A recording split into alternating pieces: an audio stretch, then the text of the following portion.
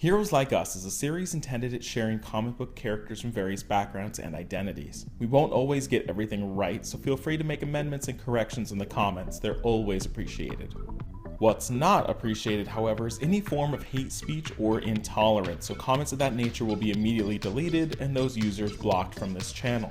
This is a place of education and celebration.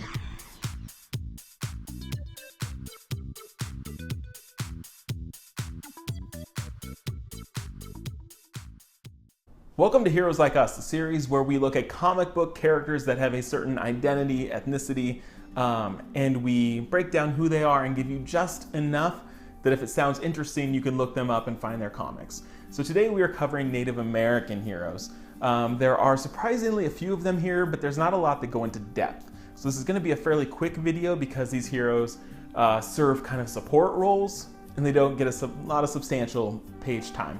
So let's start with probably one of the most famous, and that is Thunderbird from the X-Men and Marvel Comics.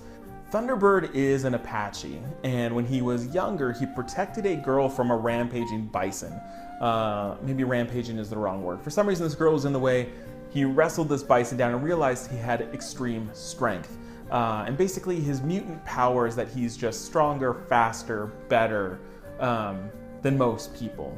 So he ends up joining the X-Men, and he, for a while, serves with them, but eventually he sacrifices his life when he climbs onto this plane that is about to explode, and he kind of like forces it to explode to stop this evil person and gives his life.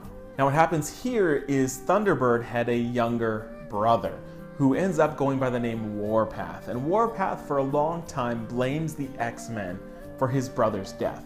So he has a long stint of history where Warpath is a villain and he serves with this group called the Hellions. And he basically resents Professor X. You made my brother do this. Ends up forgiving them, right? So there's kind of this long rivalry. He ends up face to face with Xavier, can't kill him, gives in, and ends up joining the X-Men and serves for a long time on the Team X-Force alongside Cable.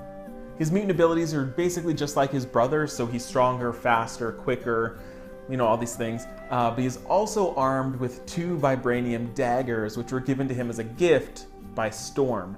And he uses these daggers to deal some damage. Up next, we've got a series of characters all called Red Wolf. And Red Wolf is a mantle that is passed to multiple characters. But again, this is pretty superficial, so I'm going to kind of talk about them collectively. Red Wolf, for all I can tell, they're all Cheyenne, and basically they have this kind of like ability, gosh, it's kind of like Warpath and Thunderbird. They're just amped up and they have kind of animal-like instincts, so they can kind of hear, see things better than most people. They are given this ability by this kind of wolf god that they worship, and in most iterations of Red Wolf, they have a wolf counterpart, usually named Lobo, that kind of helps them. I think there's like one iteration that doesn't, but most of them have this wolf that travels with them. Again, there aren't a lot of storylines with Red Wolf. I want to say they revamped him in one of the newer iterations of the Marvel Universe, and he showed up in one of the Secret Wars series. So he's around, but they've never really been a prominent figure in the Marvel Universe. Up next, we have kind of the DC Comics equivalent of Red Wolf, and this is a title that's passed down to multiple heroes, and in DC Comics, they're called the Black Condor. The difference here is the 3 versions of Black Condor all get their powers in a different way. They can kind of fly, but the first one is a mutant born with that ability. The second one is an experiment and kind of given the ability to fly. And the third one is given the ability to fly from a Mayan god. So they get their powers very differently, but the theme amongst them is they're all kind of tied to this group called the Freedom Fighters, which is an ensemble group in DC Comics. Up next, we have another Cheyenne hero, and this is a Marvel Comics character named Danielle Moonstar, or Dani Moonstar, or later she goes by the name Mirage. What Dani's powers are is she can conjure up a 3D hologram, basically, of your worst fears. That she can kind of create this fear for you to see. She doesn't really do it intentionally, so she's not like reading your mind, but she just does it kind of by instinct. Way back in the day, Dani helped to start the New Mutants with Charles Xavier and has been kind of a prominent figure for a while. In addition to this kind of fear embodiment that she can also shoot arrows. She can also shoot kind of psychic arrows that kind of freak people out and can even, upon impact, make them see these visions.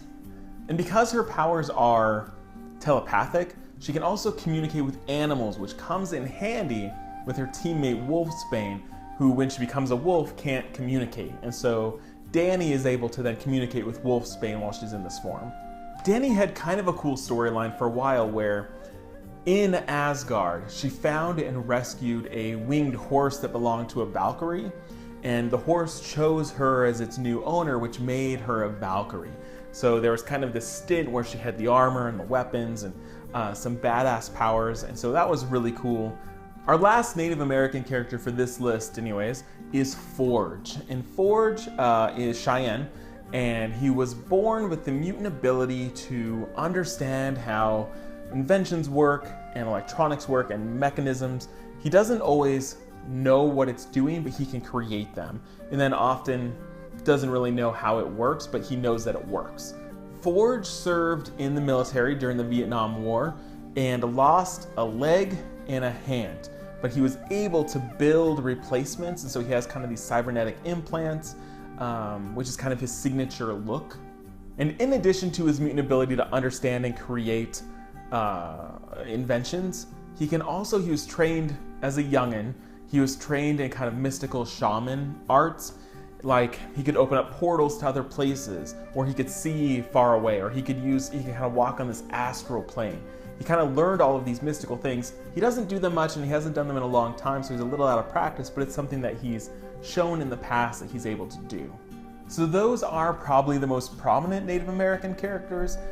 Not all of them. So if there's a character you like, someone that you've really been interested in, someone you think is really cool, let me know in the comments if we could see a part 2 of this video if we get enough characters to justify another video. So let me know who I missed. Also give me suggestions for other identities that you want me to talk about. Likelihood is it's on my list, but just in case, I want to hear your ideas. So we'll see you next time on Heroes Like Us. Around the